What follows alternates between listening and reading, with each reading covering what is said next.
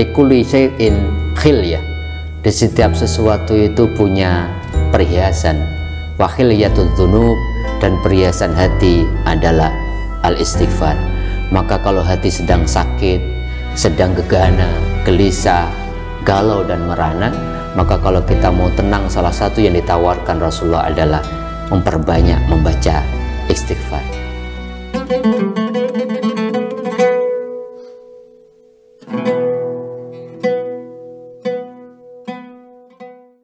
Assalamualaikum warahmatullahi wabarakatuh. Allahumma sholli wa sallim wa barik ala sayyidina wa maulana Muhammadin wa ala alihi wa ashabihi wa tabi'in. Rabbi shrah li sadri wa yassir li amri wahlul 'uqdatam min lisani yafqahu qawli. Sahabat-sahabatku, pemirsa channel Tauhid Cinta yang dimuliakan oleh Allah, al-insanu mahal khata' wa nisyan. Pepatah Arab selalu mengingatkan kepada kita yang namanya manusia itu tempatnya salah dan lupa. Oleh karenanya kesalahan sangatlah manusiawi, tetapi yang paling penting setelah salah apa yang mesti kita lakukan.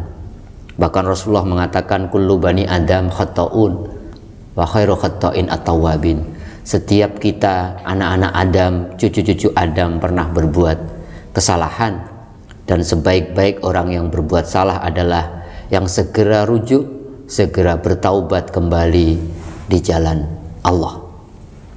Maka kemudian Rasulullah mengingatkan, ma min rajulin, barang siapa seseorang yudnibu, yang berbuat salah, melakukan kesalahan, kemudian dia segera berdiri, kemudian dia segera berwudu, kemudian dia sholat taubat, kemudian dia beristighfar, maka illa ghafarallahu lah, Allah akan pasti membukakan pintu maafnya kepada orang yang berbuat salah tersebut. Maka kemudian pertanyaannya, apa fungsi dari istighfar atau pertaubatan yang kita lakukan? Ada beberapa riwayat yang menurut saya penting kita sampaikan pada belajar kali ini. Pertama, Rasulullah mengatakan likulli da'in dawaun. Di setiap sesuatu itu ada obatnya. Wa adawa'ud dzunubi al-istighfar, dan obatnya penyakit hati adalah melakukan yang namanya istighfar. Di hadis yang lain Rasulullah mengatakan likulli syai'in khilyah. Di setiap sesuatu itu punya perhiasan. Wa khilyatud dzunub, dan perhiasan hati adalah al-istighfar.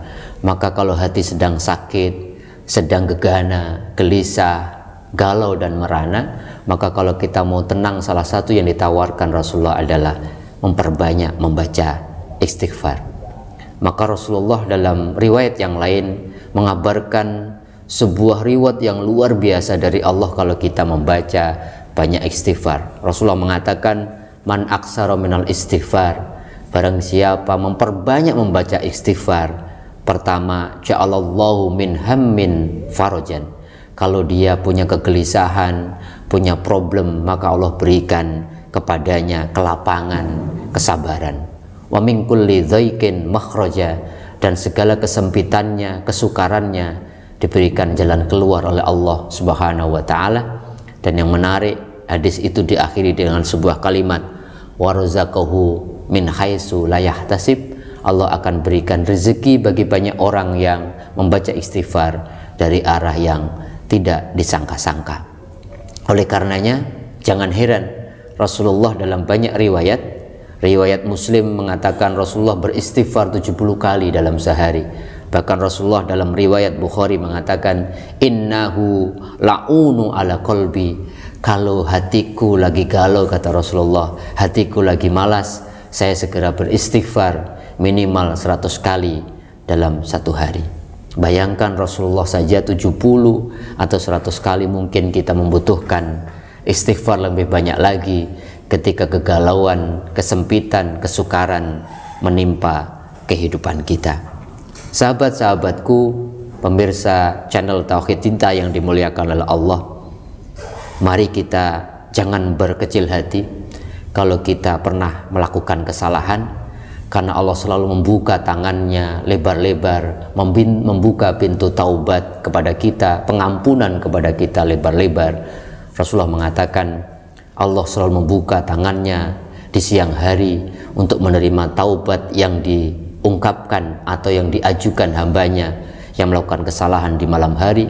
Begitu juga sebaliknya, Allah membuka pintu ampunannya di malam hari bagi para pendosa yang dilakukan di siang hari, hatta tatlu asyamsu min maghribiya, sampai matahari terbit dari arah barat, sampai kiamat baik besar maupun kecil atau kematian menimpa kita.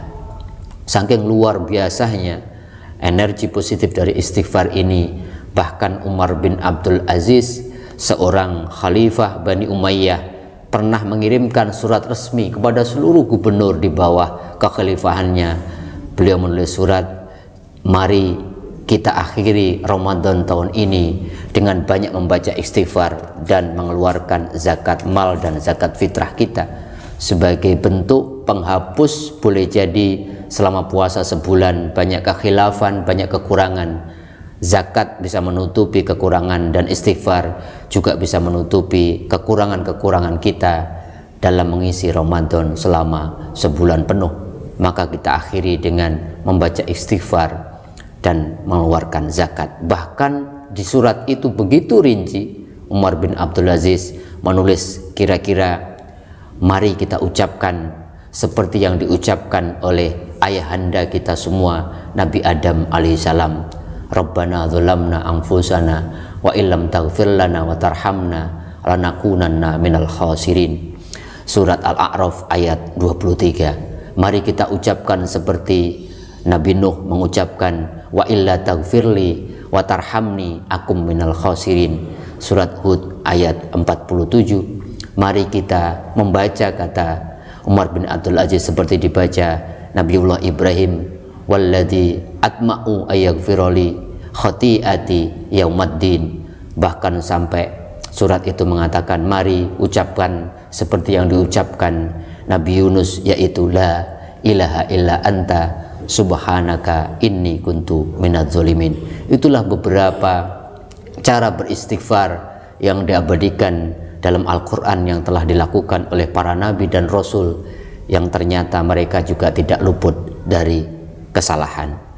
Oleh karenanya, terakhir mari kita beristighfar, mari kita memohon ampunan kepada Allah, mari kita melakukan pertaubatan dengan pertaubatan yang sejati atau kita kenal dengan taubatan nasuha. Maka ketika taubatan nasuha harus memenuhi rukun-rukun yang mesti kita kerjakan. Pertama, taubatan nasuha baru diterima kalau kita awali dengan sebuah pengakuan akan kesalahan yang kita lakukan, dan dalam pengakuan itu ada penyesalan. At-taubatu huwa an-nadmu. Taubat itu penyesalan. Yang kedua, kita komit, kita janji di hadapan Allah tidak melakukan kesalahan yang sama, dan pertaubatan kita menjadi paripurna kalau kita lanjutkan dengan yang ketiga adalah mengganti kesalahan yang telah kita lakukan dengan sesuatu yang lebih baik. Kalau kita malas menjadi rajin, kalau kita mengakhirkan sholat jadi sholat di awal waktu, kalau kita bakhil menjadi dermawan, kalau kita riak menjadi ikhlas, dan hal-hal lainnya. Intinya pertaubatan menjadi benar kalau kita setelah bertaubat menjadi pribadi yang lebih baik di mata Allah Subhanahu wa ta'ala. Yang penting jangan tunda pertaubatan. Wasyari'u ila maghfirah. Cepat-cepatlah kita kembali ke jalan Allah, dan jangan menganggap dosa-dosa kecil terus kita lakukan, karena la kabirata ma'al istighfar wala zaghirata ma'al istimrar. Tidak ada dosa besar kalau kita istighfari, dan sebaliknya tidak ada dosa kecil kalau kita lakukan terus menerus dan tidak kita lakukan pertaubatan. Mudah-mudahan dengan pertaubatan ini kita menjadi pribadi yang lebih baik di mata Allah, karena kita komit setelah kita bertaubat menjadi pribadi dan merubah diri kita menjadi lebih baik dari yang kita taubati. Mudah-mudahan ada manfaatnya. Kurang lebihnya mohon maaf. Assalamualaikum warahmatullahi wabarakatuh.